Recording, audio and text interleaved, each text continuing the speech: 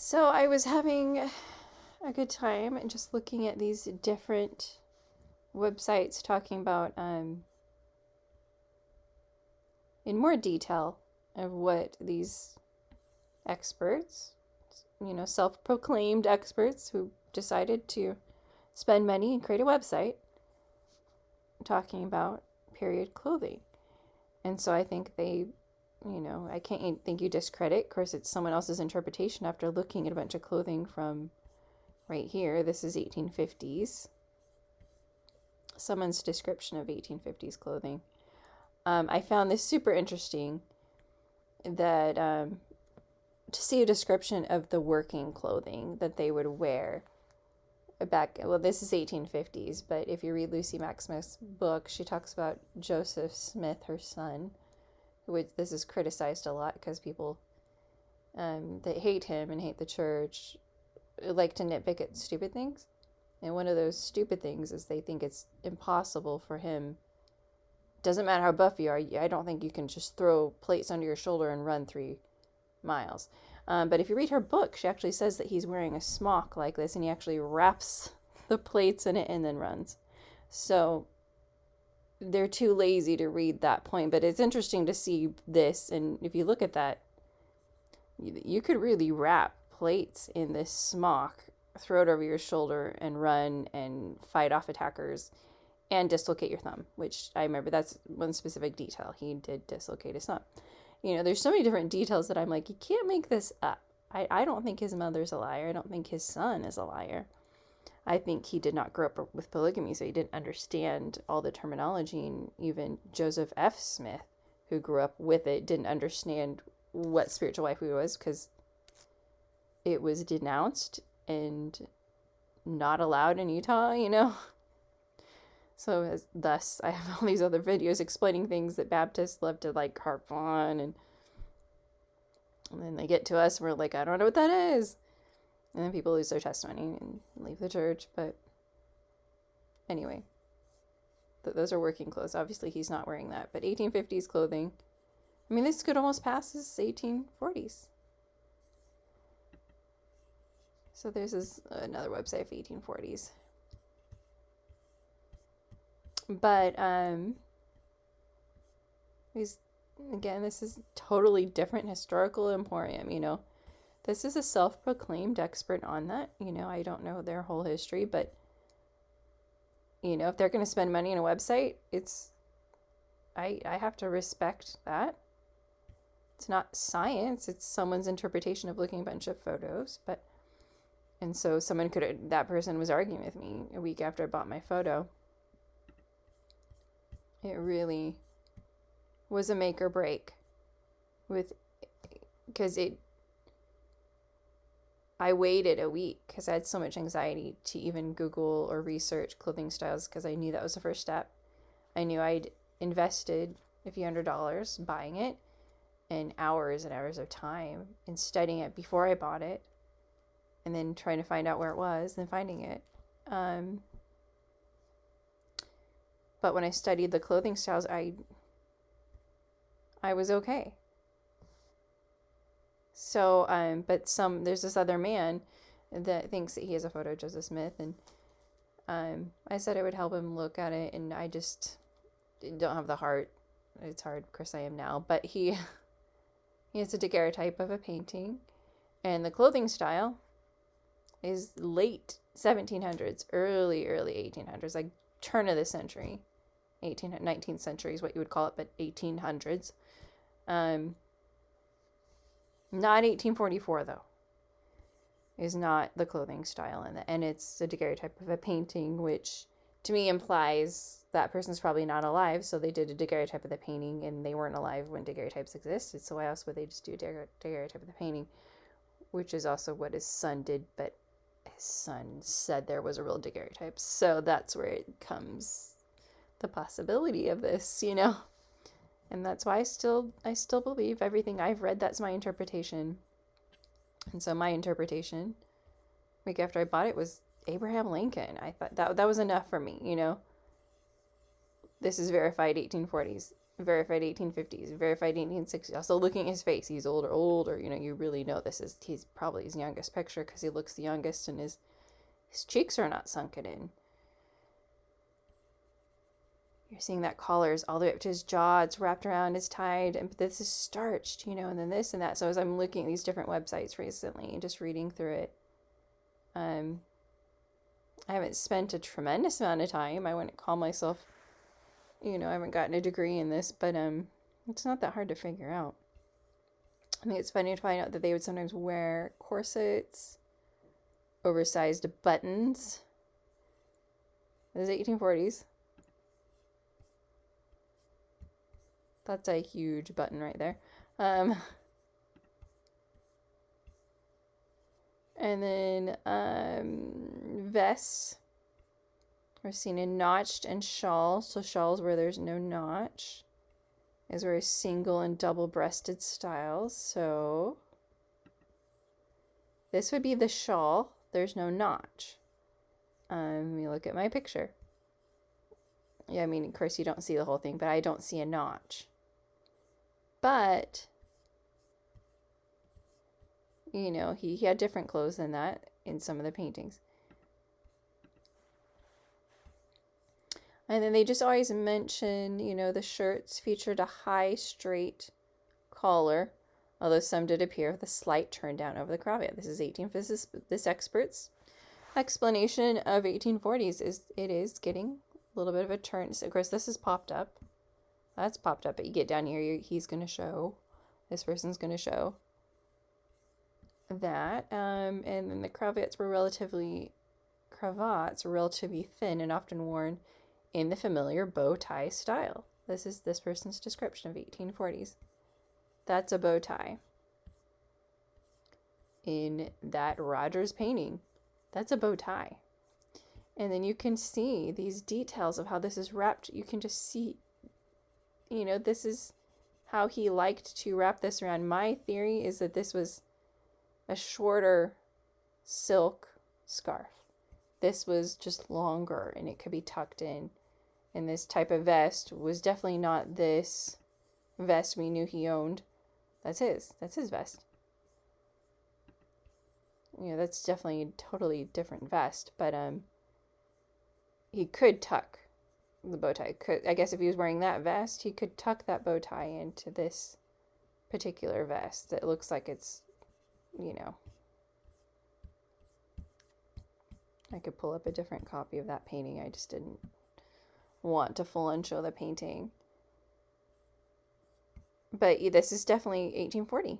And it's a pop down collar. And then this is wrapped around like a scarf and then tied. Okay, so we just read more of this description. Relatively thin. So yeah, they're not starched and it's not a thicker material. That looks a little bit thicker there, but yeah,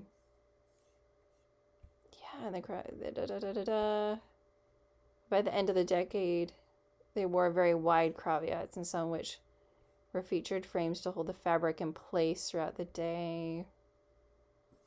You know, and then they start talking about pants, which obviously you can't see. But he wears the high-necked collar, wide cravat, tied, and so people did say that he wore a cravat in descriptions that I've read. His low-cut vest allows for him a good view of his white shirt. Wrinkling at the elbows of the sleeve. They're really, I mean, there's almost a full body image. Hair long over the ears. And you can see the beginning of the high frontal wave, which became so popular in the 1850s. But that's 1840s. So sometimes it's still popped up, but this guy's showing like that pop down collar. And so what I'd had from my website was this, and then I sent to some of the church history department, and they just criticized this website. You know, they're like, well, this is England. This was Illinois. You know, maybe they wore the pop down collar. So they spent like a day complaining about pop down collars. And then the next day they tried saying, well, they told me, they literally said there wasn't plaid in the 1840s. I'm like, this is plaid in the 1840s. And I also found a bunch of pictures and a video of someone showing a bunch of 1840s daguerreotypes where they were plaid, but this isn't plaid though. This is that vest, and I think it's him. So, don't know. So,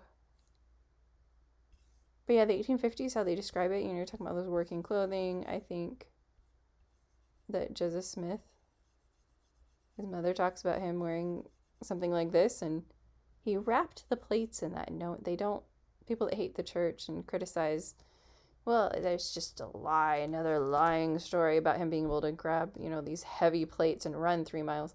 Yeah, if you're wearing this, wrapped it in it, and threw it over your shoulder, you could do it. And he even dislocated his thumb. Just all these details his mother has in her book about, I recommend reading it. I've said it 100 times. Just read it. It's really good. It's super interesting. And so 1850s, though this is after Joseph Smith, you're really seeing these starch collars. And, lapels became water, collar became shorter in the back. Talking about trousers. Vests of the 1850s were generally double-breasted, so they're much higher up by the 1850s. So this is high up. Again, this is lower, and just looking at this, that's quite low. I mean, it's maybe a little bit if he tied it, but looking at all of his artwork, I think he just kind of left his jacket kind of open, kind of left his vest open. It was also kind of his personal preference to have the artwork here. But yeah, I mean, that is buttoned, but that's a different color, and he had more than one vest. So anyway, just reading more of this person's totally different website here of the 1850s. Long jackets, straight checked trousers, double-breasted vest. Already mentioned that. So much after Joseph Smith, it just got a little bit of a different style, and technology is slowly getting, quickly getting better. 1850s coat, you see the length, the wide sleeves, wide flat lapels, low collar. That's the thing, low collar by 1850s. That's a really, and of course this is more 1830s, but Frederick Piercy, for whatever reason, he never claimed to have seen the daguerreotype of Joseph Smith and to have drawn this, but I think he did, because this is a pop-down collar. To me, that doesn't at all look like, it just doesn't look like Maudsley's popped-up collar. I think it looks more like that. But kind of like Dan Weglin, he just sort of copied a lot of other people's artwork, but this doesn't copy anyone's. It's so unique. Where did he get this idea? I think he had so much, I've talked about it before. I think he had more opportunity than any other artist, and I think Emma would have, just my opinion, I think she could have trusted him. Just the situation. Anyway, going on, 1850s neckwear consists of stiff 2-inch silk ties. So it's still silk, horizontally tied into a flat half bow, but it's a stiff. It's no longer this, how low by the 1850s it is on the neck, and then it's a stiff collar. I mean, it's a bow tie, but it's a stiff material. Whereas to me, my picture, this doesn't look stiff at all. It looks like it's really soft and wrapped around, and it really doesn't look like a stiff bow tie, which is, again, what I saw in Abraham Lincoln.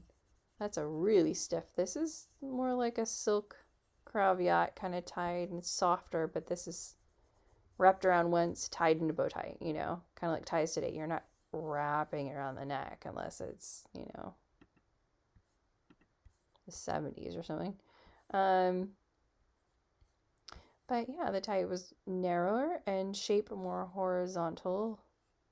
In the 1860s, it's just really, when my picture was printed, generally, it's always a much lower collar. You see how low Gentleman's Fashion from Harper's Bazaar, and just the facial hair and these sideburns. Look at these massive sideburns. look at pictures of Joseph F. Smith, it's just the facial hair is a big thing. So I've seen some pictures of him from the 1860s, just sporting just different men getting, it's okay now to have facial hair, whereas, earlier, like 1840s, they might have a beard that's just really low, kind of like the Amish, but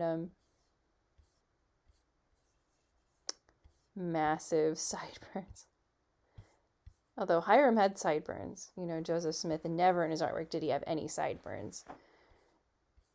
And so in another alleged picture, he had massive sideburns. They thought it was Joseph Smith, and I'm like, you never once see Joseph Smith with any sideburns at all. Like, his hair takes place of his sideburns, whether it was ripped off or he just couldn't grow them. But, they go into great detail about the 1860s clothing, which is not super important, but they do describe, like, the biggest thing is the collar is just even lower. It just keeps getting lower, lower, lower. So, whereas my image, collar can't be any higher. It's covering the jawline. And so it's just unfortunate when I talk to the church history department that they just, whoever, that one person out of probably many people, if you go there, it's a huge building, and the one person, it's their job to check through these emails of people. That included me one day, and that just happened to be the one of maybe 100 that are a little bit higher up that work there that cared to respond. So I never got like a full, respectful, serious analysis. It was just very not serious, and they weren't spending a lot of time. I think you got to the point where the historian, saying the collar was low in the neck and saying he has attached earlobes, which I mean, it's hard to tell, but it looks more curved. It doesn't look blatantly attached unless it was a profile picture,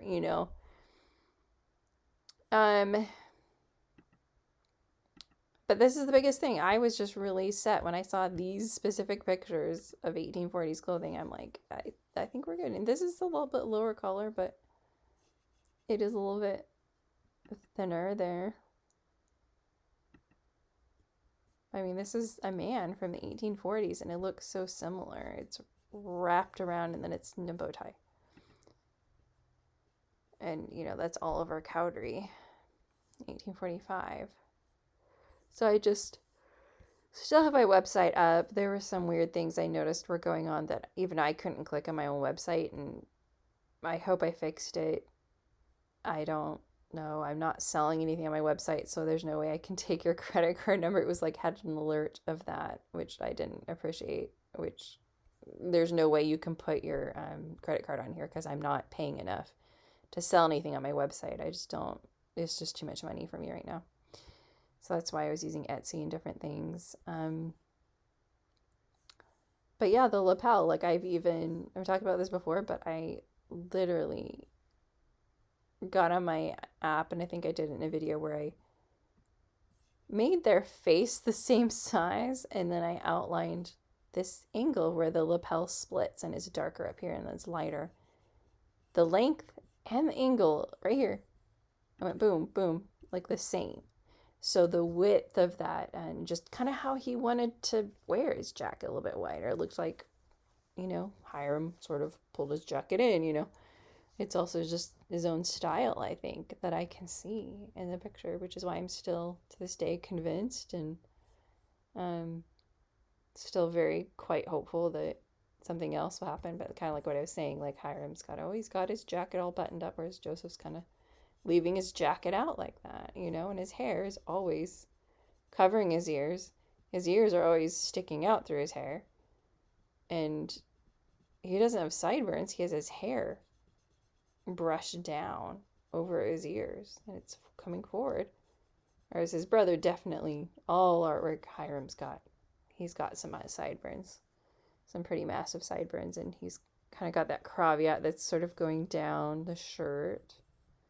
And he's got this white one. And so most of the artwork does show this white cravat, maybe either coming down or it's tucked in as a bow tie. Most, that Rogers painting. But actually, when I look up close, this might actually just be that bow tie. And at the church history department, they actually have like a separate piece that he would put in, which I think is why it's puffed out. I think he had a puffy piece that he could put in underneath his shirt, which made him look like his chest was even more giant. So, and Frederick Piercy, everyone just,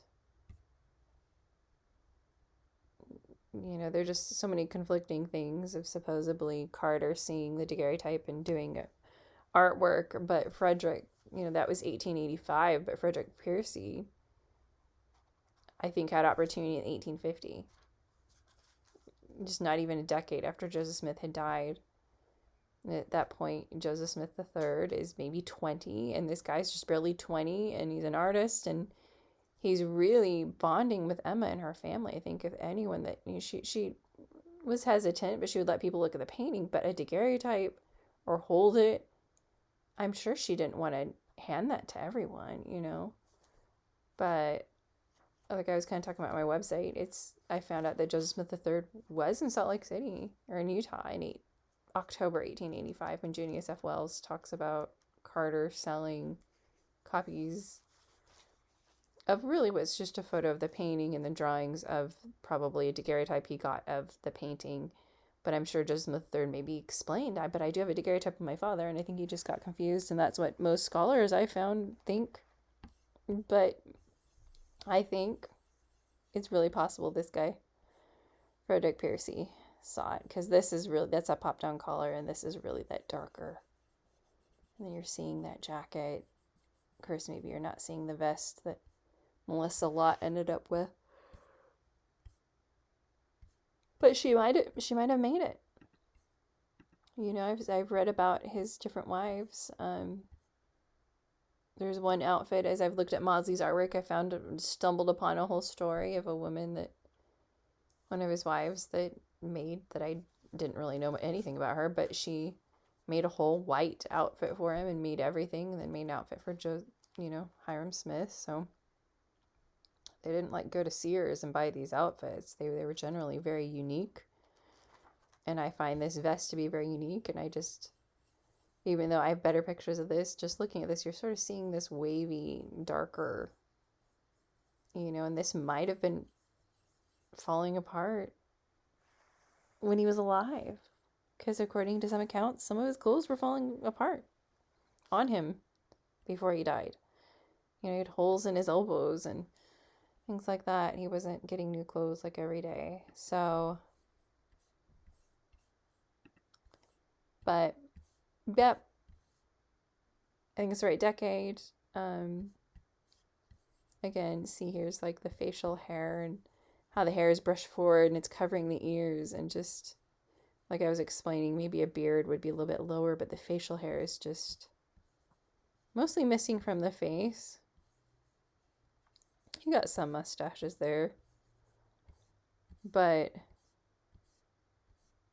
for the most part, they were pretty clean shaven. But there's that nice bow tie, but it's not starched. It looks like it's really that softer, and just, it's so funny to look at that email of this guy that, plaid didn't exist. It didn't happen in the 1840s, and how much of these pictures show someone wearing plaid, but my guy's not even really wearing plaid. But, it just, if someone doesn't want to believe something or agree with something, they're going to nitpick at some of the stupidest things. Again, like someone criticizing the story of Joseph Smith in the Book of Mormon, that there's no way it's not true because someone told a story that he ran 3 miles carrying the plates in an arm, but they're too lazy to find out where did that story come from and find the source and read the whole story and find out that he actually wrapped a smock like this around it and threw it over his shoulder and ran and dislocated his thumb and did fight off people, but I'm sure it was highly possible to do if it's wrapped in something, because it was.